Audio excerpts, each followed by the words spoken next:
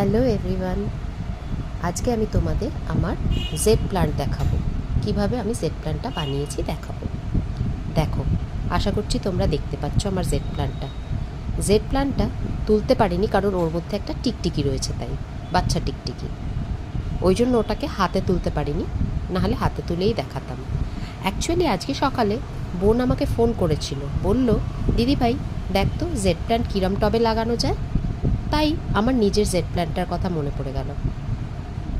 টিকটিকিটা বেরিয়ে গেছে। দাঁড়াও, এবার তোমাদের আমি পুরো টব শুদ্ধ গাছটা হাতে তুলে দেখাচ্ছি।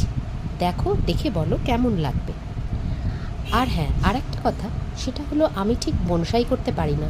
তোমরা যদি কেউ জানো কিভাবে বনসাই করতে হয় তাহলে আমাকে একটু জানিও। কেমন লাগলো আমার জেড প্ল্যান্টটা?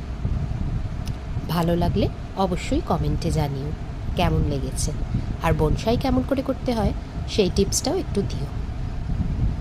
এবার দেখো আমি কোথায় আমার জেড প্ল্যান্টটা রাখি, ঠিক পাঁচিলের ওপরে। এই যে পেঁপে গাছটা দেখছো, এটার ঠিক পাশে পিলারের ওপর এই জেড প্ল্যান্টটা আমার থাকে। এই দেখো, এইভাবে থাকে, পুরো কড়া রোদ পায় এবং জল রোদ সবই পায়। আমি নিজে জল খুব একটা দিই না।